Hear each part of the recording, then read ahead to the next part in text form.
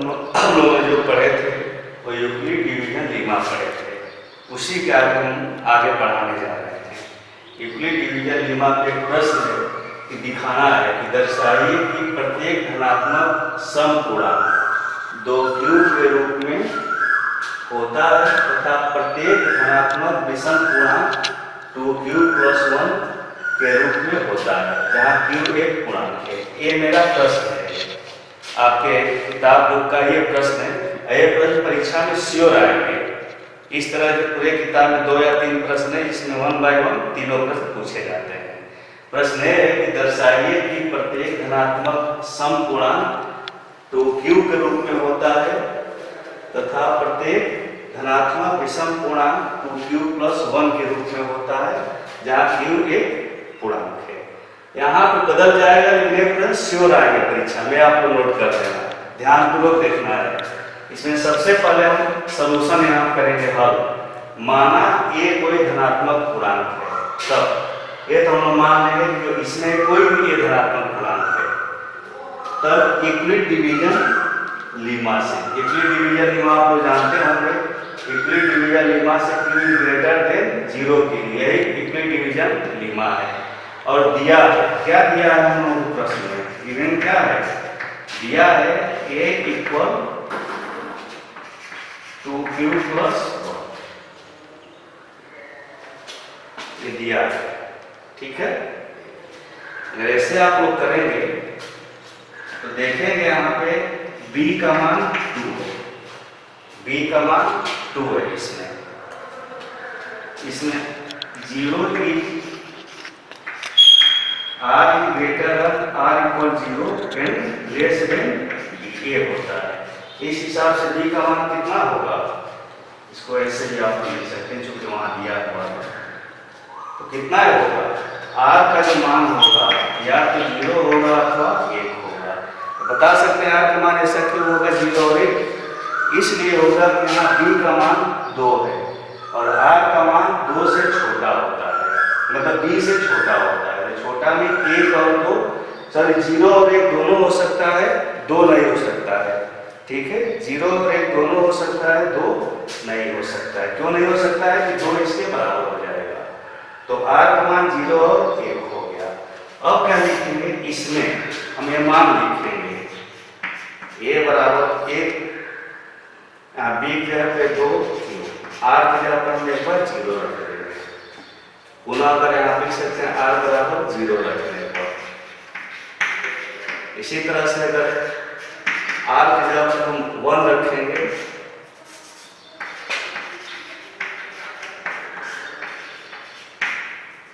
r बराबर अगर हम 1 रखेंगे तो क्या होगा, 2 क्यूब प्लस 1 हो जाएगा। ध्यान देंगे क्योंकि ये जो आप लोगों का है टोटल, इसमें थियरी लिखना पड़ेगा। a हो गया, इसके मतलब a का मान क्या हो गया, 2 क्यूब हो गया और 2 क्यूब प्लस 1 हो गया।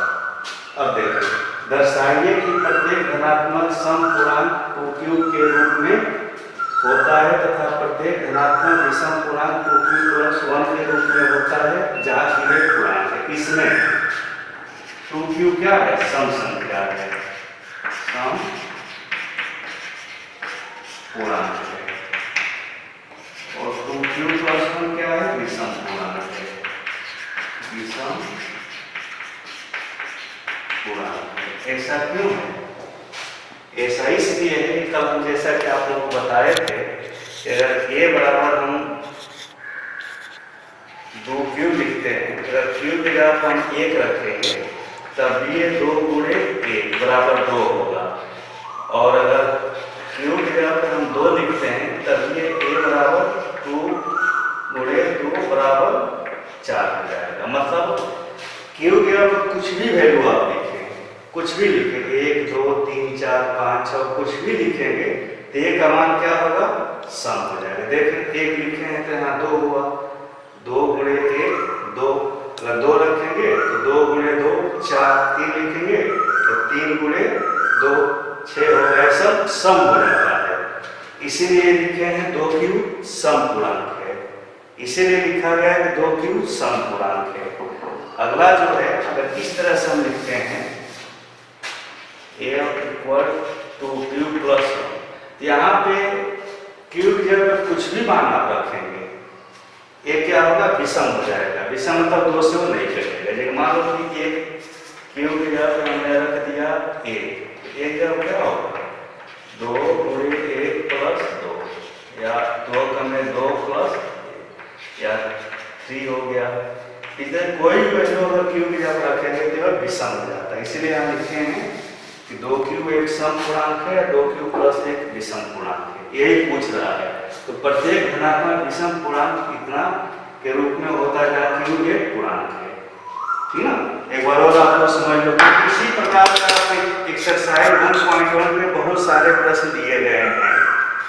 सबसे पहले लिखेंगे, माना a कोई धनात्मक पूर्णांक है, तब यूक्लिड डिवीजन लेमा से किसी q > 0 के लिए a = bq + r दिया है, a = 2q + r ये दिया है।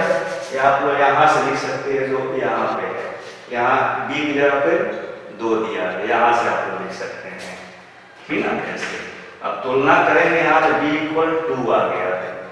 अब आपको पता है यूक्लिड डिवीजन लेमा से यहाँ पे कोष्टक में हम लोग लिख सकते हैं greater than r less than b, ऐसे एक कोष्टक में हम लोग ऐसे लिख सकते हैं यहाँ पे ऐसे। इस हिसाब से b का मान क्या है, 2 है, यहाँ पे 2 है। इसमें r का मान जो होगा इससे कम होगा, 2 से कम होगा। तो r का मान 2 से कम क्या होगा, 0 और 1 होगा, जो हम यहाँ पे लिख दिए हैं। अब वही r का मान अगर 0 रखते हैं तो a का मान a हो जाएगा। यहाँ पे आपका 2q हो जाएगा, ऐसे a = 2q हो जाएगा। अब पुनः अगर हम r = 1 लिखते हैं तो a का मान क्या हो जाएगा, 2q + 1 हो जाएगा। a का 2 मान प्राप्त हुआ, ये तो एक जगह पे 2q, r = 1 लिखने पर a का मान क्या होगा, 2q + 1 हो गया। ये 2 मान 2q + 1 हो गया। तो 2q क्या है, एक सम पूर्णांक है, और 2q + 1 क्या है, विषम पूर्णांक है। इसलिए इसको हम इस रूप में हम लिख सकते हैं, राइट। इसी तरह से एक प्रश्न बहुत इंपॉर्टेंट आपके प्रश्नावली का है, एक्सरसाइज 1.1 का है।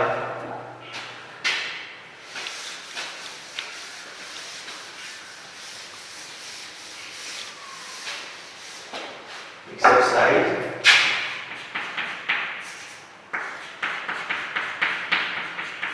1.1 का है। प्रश्न संख्या आप देखेंगे 2। ये प्रश्न है, दर्शाइए कि कोई धनात्मक विषम पूर्णांक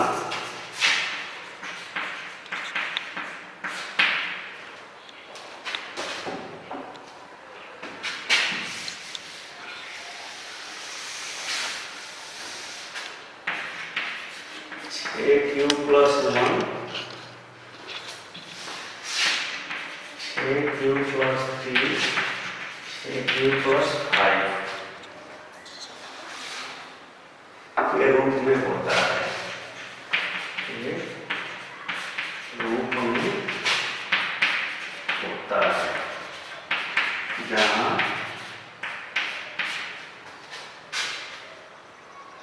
q कोई पूर्णांक है, q कोई पूर्णांक है। अब हम बता दें बच्चों की ये जो चैप्टर का ये सब प्रश्न है, इसमें कोई फार्मूला नहीं है, कुछ फार्मूले को हम रख दिए, आपका सवाल हो गया। इसमें आपको लिखना पड़ेगा, यूक्लिड डिवीजन लेमा का प्रयोग करके लिखना पड़ेगा। ये आपका प्रश्न संख्या 2 है, एक्सरसाइज 1.1 का।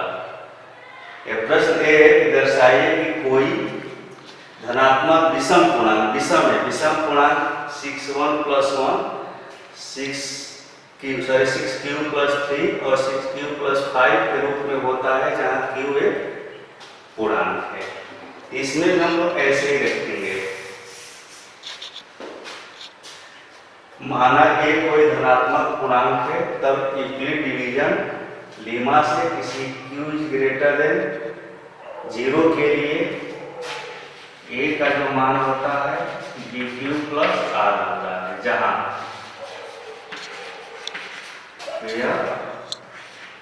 Are greater than or equal 0 less than, ये लिखना नहीं भूलेंगे आप लोग।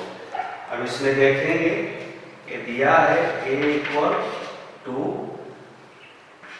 क्यू प्लस आर, यहाँ 2 की जगह क्या है 6 है, ध्यान देंगे।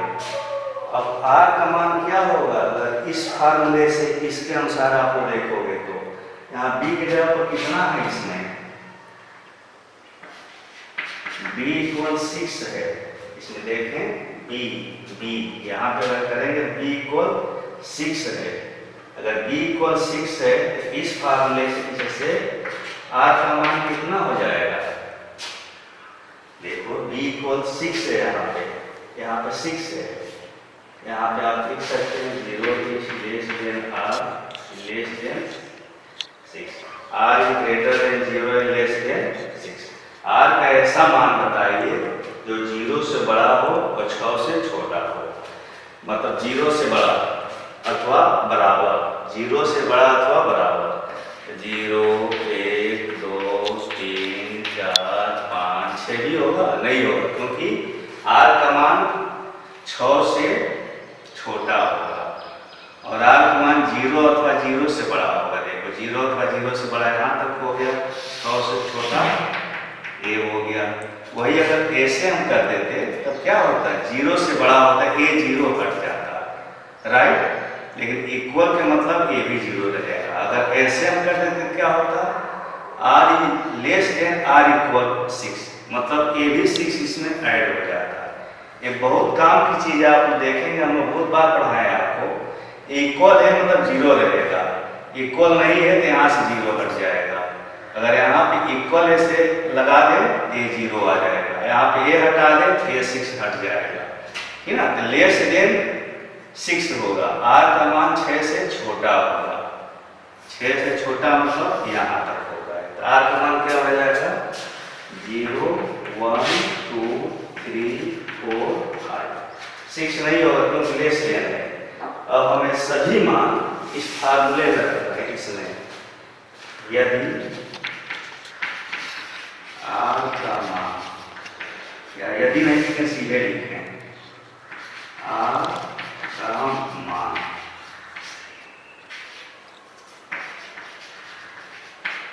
रखने पर, इसमें रखने पर, इस वाले में, तो क्या हो जाएगा, यहाँ तो 6 ही होगा, यहाँ पर 6 क्यूब होगा प्लस 0, यहाँ होगा 6 cube plus 6 cube plus 2, 6 cube plus 3, 6 cube plus 4, 6 cube plus 5। ध्यान दें 0 पहले रखे हैं, यहाँ ए हो गया, फिर आप लोग रखे हैं 1 ए हो गया, फिर 2 रखेंगे, फिर 3 रखेंगे, फिर 4 रखेंगे, फिर 5 रखेंगे, अर्थात देखो ये सम हो जाएगा, 6 क्यू सम हो जाएगा, फिर ए भी सम हो जाएगा, क्योंकि यहाँ 2 है, ठीक है, ए भी इसमें सम हो जाएगा, तो विषम क्या होगा 6 क्यू प्लस 1, फिर होगा 6 क्यू प्लस 3, फिर क्या होगा 6 क्यू प्लस 5। एक ऐसी संख्या है विषम पूर्णांक है, विषम पूर्णांक है, ठीक है।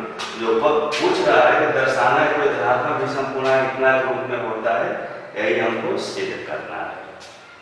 सेम वैसे ही है जैसे कि इसके पहले हम बताए थे, ठीक है। तो आप लोग 1.1 कर लेंगे। अब रियल नंबर का अगला एक्सरसाइज हम लोग पढ़ने जा रहे हैं, चैप्टर रियल नंबर ही है, लेकिन थ्योरम 1.2 है, जो भी थ्योरम है, फंडामेंटल थ्योरम ऑफ अर्थमेटिक्स।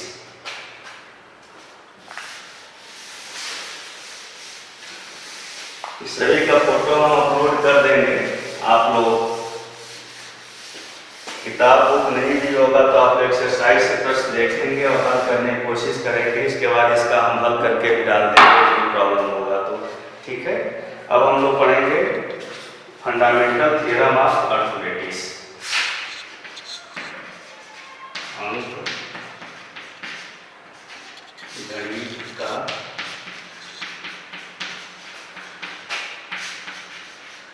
आधारभूत प्रश्न।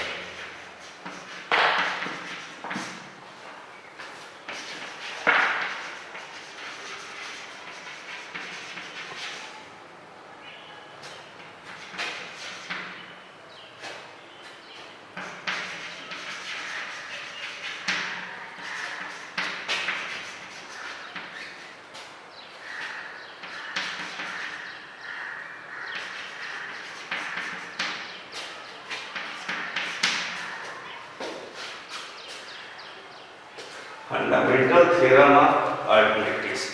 फंडामेंटल थ्योरम ऑफ अर्थमेटिक्स अथवा गणित का आधारभूत प्रमेय यही कहता है कि प्रत्येक भाज्य संख्या को उसके अभाज्य संख्या के गुणनखंड के रूप में लिखा जा सकता है। ध्यान देंगे, प्रत्येक भाज्य संख्या को उसके अभाज्य संख्या के गुणनखंड के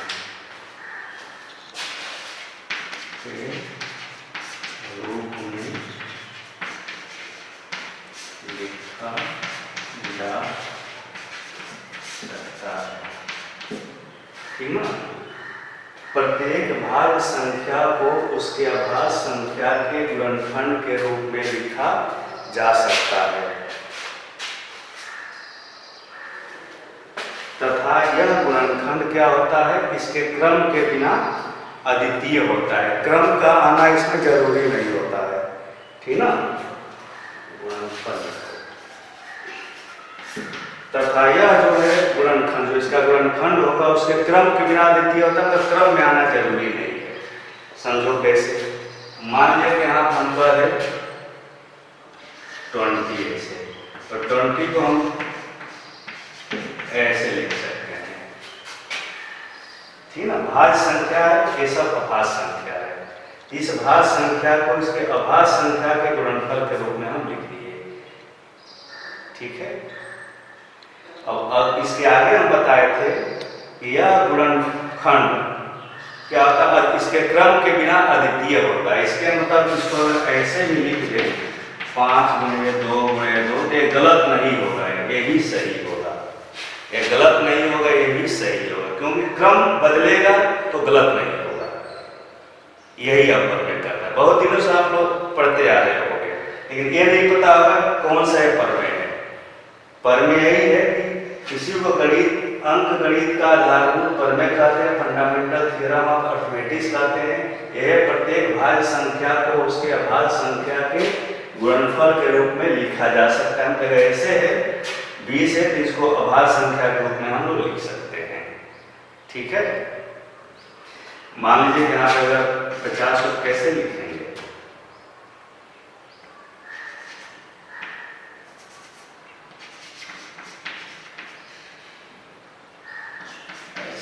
इसको ऐसे भी आप लोग लिख सकते हैं, यहाँ पावर के रूप में।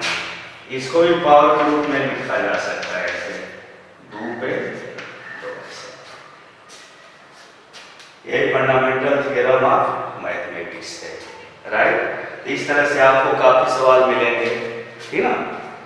मतलब fundamental theorem of arithmetics state that every composite number can be written as the form of prime number, मतलब प्राइम नंबर के प्रोडक्ट के रूप में इसको लिख सकते हैं। ठीक है? This theorem state that every composite number can be written as a product of prime number. Okay? अब इस पे भी कुछ हम लोग सवाल देखते हैं।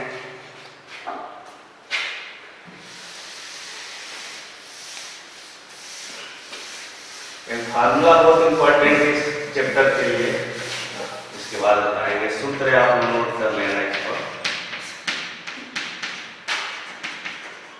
यदि ए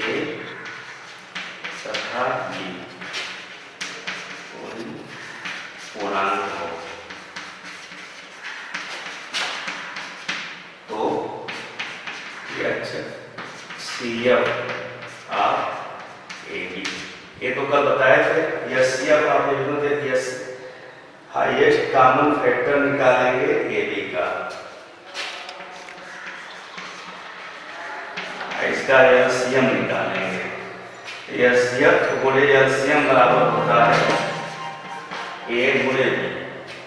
HCF गुणे LCM बराबर होता है A गुणे B। इसमें अगर HCF पूछा जाए ऐसे A हो जाएगा A multiply by B upon LCM AB।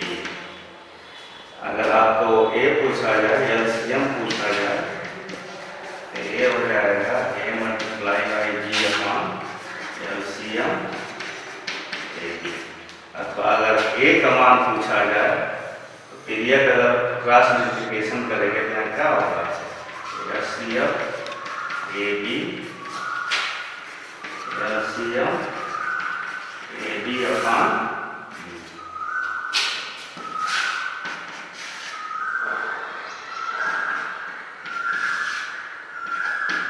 ऐसे B का मान भी हम लोग निकाल सकते हैं। B को होगा HCF AB multiply by LCM AB upon यहाँ पे A हो जाएगा। इसमें हम लोग कुछ सवाल देख रहे हैं क्योंकि हम लोग किताब में इसी पर आधारित है 1.2। ओके, देख रहे हैं एक बार इसमें अच्छी तरह से। HCF मतलब महत्तम समापवर्तक AB कोई नंबर है, 2 4 10 20 कोई भी नंबर दिया होगा, ठीक है, नंबर कोई अंक दिया होगा तो इसका LCM निकालेंगे HCF निकालेंगे, दोनों को गुणा करेंगे, आप उस अंक को गुणा करेंगे, ये दोनों पक्ष क्या होंगे, साइड बराबर हो जाएंगे। जैसे कि एक प्रश्न देख रहे हैं आपको,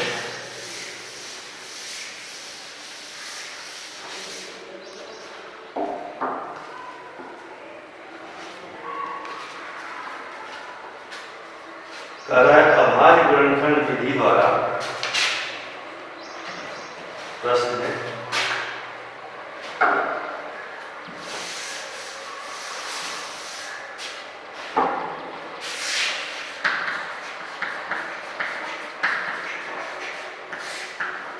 अभाज्य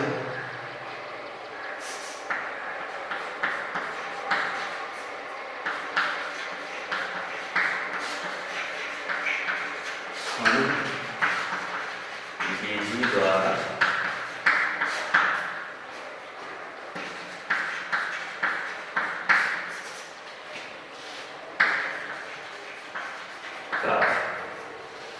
HCF ज्ञात कीजिए।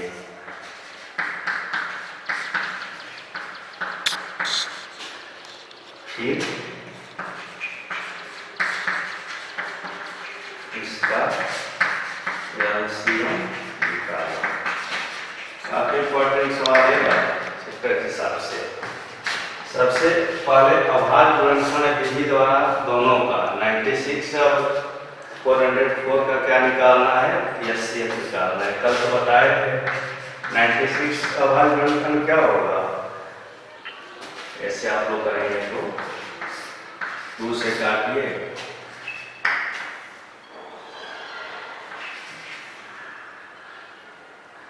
फिर 2 से 2 2 जा 4, 2 4 जा 8, फिर 2 से,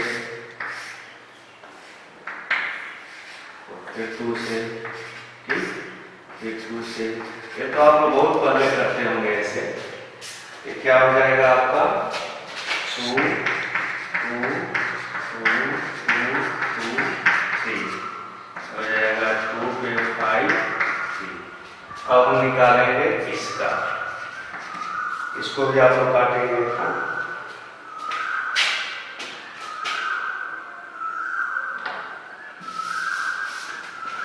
ऐसे 2 2 गुना 4 2 गुना 4, फिर 2 से कटेगा, 2 कम में 2 2 कम में 2। अभी किससे कटेगा, अगर भाज्य संख्या है किसी से नहीं कटेगा। आप क्या लिखेंगे 2 2 2 2।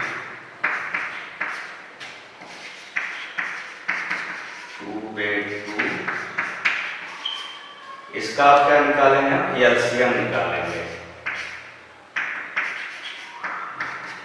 देखिए एचसीएफ एलसीएम के लिए ये भी एक होता है कि एलसीएम निकालने के लिए दोनों पद में जो सबसे हाईएस्ट घात होता है, पावर होता है, वो लेते हैं, और एचसीएफ में जो सबसे लोएस्ट पावर होता है दोनों में वो लेते हैं। ये दोनों में हाईएस्ट पावर कितना है? सबसे पहले यहाँ पे 2 पे 5 है, यहाँ 2 पे 5, 2 पे 2, तो 5 लेंगे तो बाकी इसमें हम छोड़ देंगे। अब इसमें क्या केवल यही है 3, इसमें केवल 3 ले लेंगे, इसमें 3 ले लेंगे। अब एक मल्टीप्लाई कर देंगे, 2 दूना 4, 2 दूना 4, 2 दूना 8, 2 दूना 16, 2 दूना 32, 2 दूना 64 हो जाएगा 3। यहाँ ये सभी हम लोग गुणा करेंगे, मल्टीप्लाई, ठीक है। मल्टीप्लाई करके लिख लेंगे। इसके बाद अगला जो है इसमें फार्मूला लगाएंगे। यहाँ फार्मूला क्या बताया था? एचसीएफ एबी, एक आप क्या लिखेंगे? 96 ऐसे गुणे एलसीएम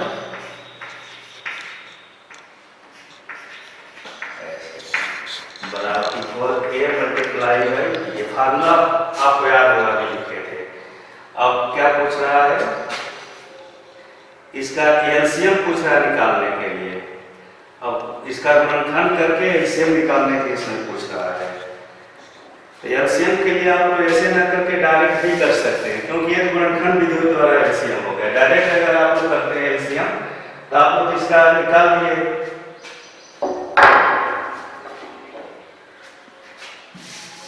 एक फार्मूला द्वारा निकाले अच्छा रहेगा। एलसीएम बराबर होता है आपका 96, ये हो जाएगा पहला कितना है? 96, ये फार्मूला पर फार्मूला हम लिख लें ए और बी।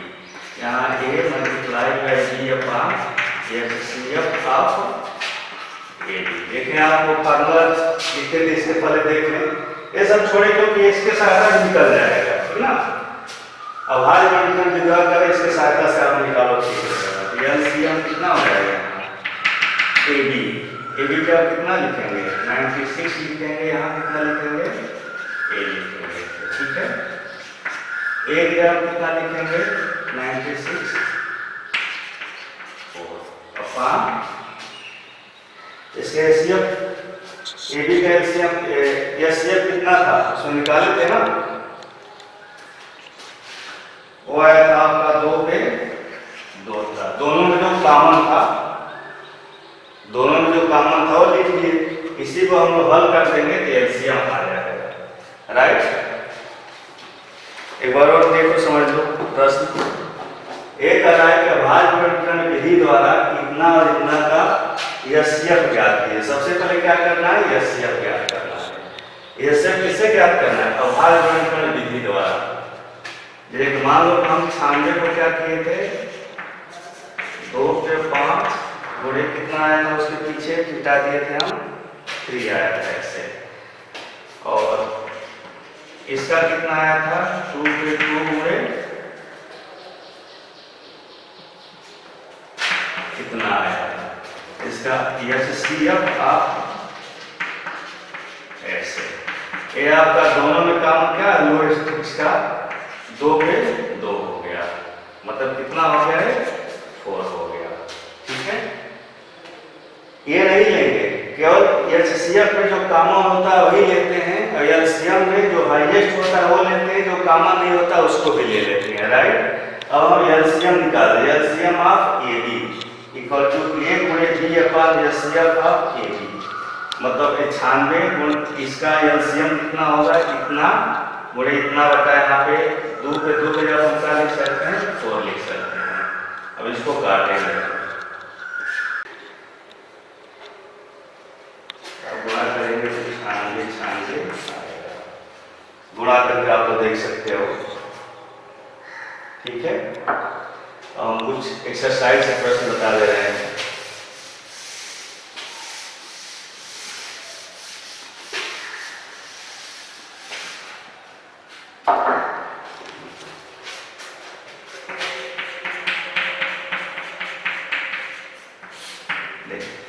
पहला प्रश्न है कि अभाज्य गुणनखंडों के गुणनफल के रूप में व्यक्त कीजिए। पहला प्रश्न है अभाज्य गुणनखंड के गुणनफल के रूप में व्यक्त कीजिए। इसमें है 140 है, तो 140 लिखकर इसको ऐसे अभाज्य गुणनखंड करेंगे ऐसे, ठीक है, ऐसे। फिर 2 से, फिर 5 से, फिर 7 से। इसको कैसे लिखेंगे? 2, 2, 5, 7। ये आपका एक हल हो गया, ठीक है, हो जाएगा। 1.2 का पहला है आपके प्रश्न का अभाज्य गुणनखंडों के रूप में लिखिए, राइट। बाकी आप लोग सब कर लेंगे। आपका प्रश्न संख्या 2 है पूर्णांकों को के निम्नलिखित युग्मों के एलसीएम और एलसीएम ज्ञात कीजिए। प्रश्न संख्या 2, पूर्णांकों के निम्नलिखित युग्मों के एचसीएफ तथा एलसीएम ज्ञात करो। पूर्णांक दिया हुआ है, इसके दोनों ज्ञात करना है और इसकी जांच कीजिए तथा इसकी जांच। प्रश्न संख्या 2 किताब से देखने में पूरा प्रश्न नहीं लिख रहे हैं, इसलिए नहीं लिख रहे हैं कि समय यहाँ कम है। पूर्णांकों के निम्नलिखित युग्मों के एलसीएफ और एचसीएफ और एलसीएम ज्ञात कीजिए तथा इसकी जांच कीजिए कि दो संख्याओं का गुणनफल बराबर एचसीएफ गुणे एलसीएम होता है, ठीक है। पहला युग्म है 26 और 91। आप लोग किताब से, बुक से ये सवाल नोट कर लेंगे, ठीक है। कैसे करेंगे? सबसे पहले क्या करना है? एचसीएफ और एलसीएम ज्ञात करना है। उसके लिए हम तो क्या करेंगे? इसका अभाज्य गुणनखंड निकालेंगे, इसका ऐसे ऐसे आएगा, ठीक है। फिर हम इसका अभाज्य गुणनखंड निकालेंगे,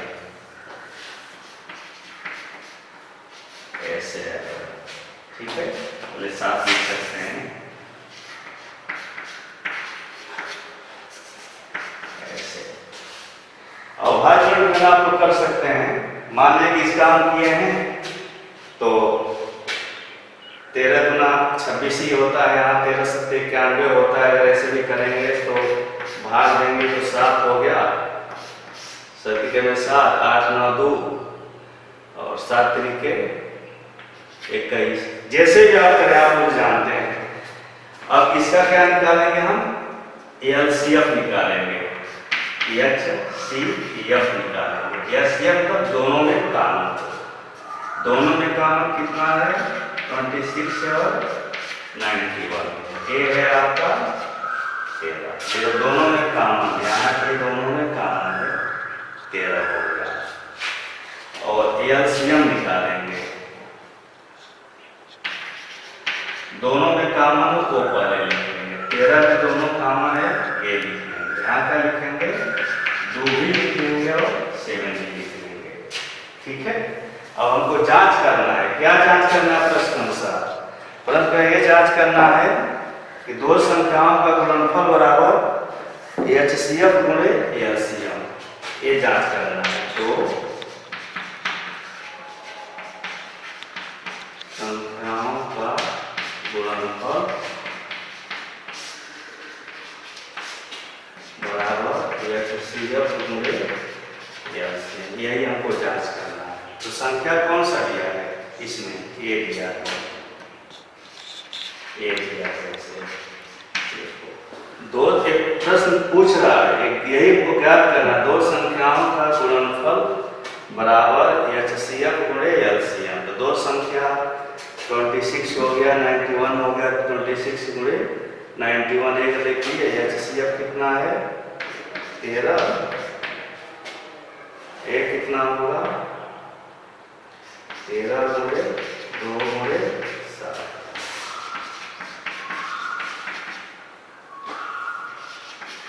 इसमें इसका गुणा करेंगे 26 होगा, इसमें इसका मल्टीप्लाई करेंगे 8 होगा, दोनों पक्ष बराबर हो गया। यही हमें प्रूव करना था। ठीक है, बाकी किसी तरह से आपके सवाल में 2 प्रश्न और है, आप लोग कर लेंगे। ठीक है, अब आपका थर्ड जो है यही है कि अभाज्य गुणनफल विधि द्वारा एचसीएफ और एलसीएम ज्ञात कीजिए। वो तो सिंपल है, आप एचसीएफ एलसीएम ज्ञात कर लेंगे, नहीं है तो बता देंगे। ठीक है, प्रश्न संख्या 4 भी आप लोग कर लेंगे, तो दिया है। बाकी प्रश्न संख्या 6 देखें।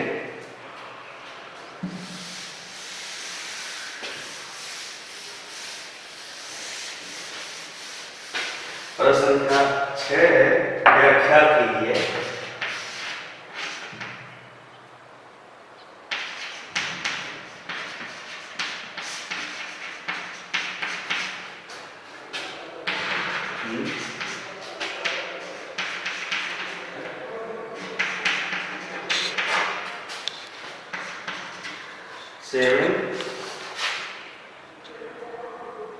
भाज्य संख्या क्यों नहीं है? भाज्य संख्या क्यों है? भाज्य संख्या क्यों? देखो इसमें 2 प्रश्न दिया हुआ, केवल एक ही प्रश्न बता रहे हैं, एक आप लिए छोड़ रहे हैं। 2 प्रश्न है, एक कोई बता रहे कारण व्याख्या करो कि इतना भाज्य संख्या क्यों है, भाज्य संख्या क्यों है। देखने से लग रहा है देखो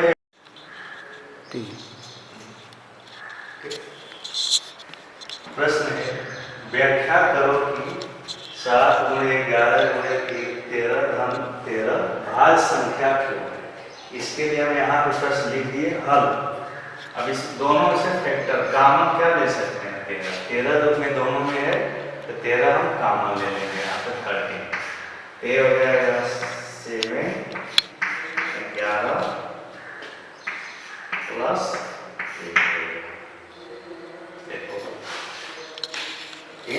13 दोनों में से फैक्टर हम बाहर ले लेते हैं। यहाँ से 13 आएगा तो क्या होगा?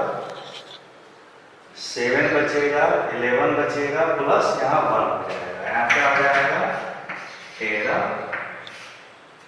क्या होगा? गुणा करेंगे इसको 7 प्लस 1, यहाँ पे 78, 13, इसको क्या इसका फैक्टर करेंगे तो कितना आएगा? अब भाज्य गुणनफल ऐसे निकाले, आप बहुत काफी निकाले हैं, कोई बच्चे इसमें काफी वीक है ऐसे। तो 3 6 9 18, फिर यहाँ पे 3 से कटेगा, 3 के 3 3 के 9 13 ऐसे, राइट। अब इसको हम ऐसे लिखेंगे 2 × 3 × 13 पर 2 बार देगा। अब फंडामेंटल थ्योरम ऑफ मैथमेटिक्स क्या कहता है कि जो भाज्य संख्या है वो अभाज्य संख्या के गुणनफल के रूप में लिखा जा सकता है। इसमें देखेंगे आप लोग ए बी प्राइम नंबर है, ए बी प्राइम नंबर है, ए बी प्राइम है, ए बी प्राइम है, तो इसका जो गुणनफल होगा वो क्या होगा? भाज्य संख्या होगा, कंपोजिट नंबर हो जाएगा। जैसे कि 2 भी प्राइम है और 3 भी प्राइम है, लेकिन दोनों का मल्टीप्लिकेशन 6 होगा, जो कि क्या होगा? एक कंपोजिट नंबर हो जाता है। ठीक है, ये लिख सकते हैं कि यहाँ पे लिखेंगे 6 × 11 × 13 प्लस 13, 2 × 3 × 13 1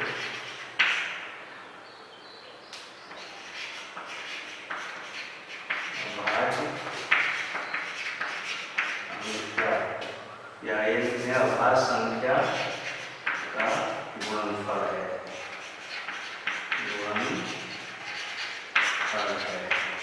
अतः यह भाज्य संख्या होगा, भाज्य संख्या होगा। ये फंडामेंटल थ्योरम ऑफ अरिथमेटिक्स से है, गणित की आधारभूत प्रमेय से है। गणित की आधारभूत प्रमेय यही कहता है कि अगर अभाज्य संख्या का गुणनफल हम करें तो अभाज्य संख्या आती है। यही है आपका। इसमें से परीक्षा में एक आता है। सेम ये आप लोग घर पे करेंगे तो ये जो है यहाँ पे नोट कर लेंगे, नोट करा दे रहे हैं, ठीक है। देख लें आप लोग, पास करके आप प्रश्न भी नोट कर सकते हैं। प्रश्न आप लोग नोट करेंगे, ये वाला नीचे वाला नहीं मिटा रहे, किसी पर रखकर आप लोग करेंगे। 7 6 5 4 3 2 1 + 5 8। यहाँ पे भाज्य संख्या क्यों है? भाज्य संख्या क्यों? ये आप लोग घर से करके लाएंगे। इस तरह से आपका एक्सरसाइज 1.2 समाप्त हो गया। इसका सब प्रश्न हम व्हाट्सएप ग्रुप में डाल देंगे। वीडियो लोड हो जाने के बाद आप लोग पूरा एक्सरसाइज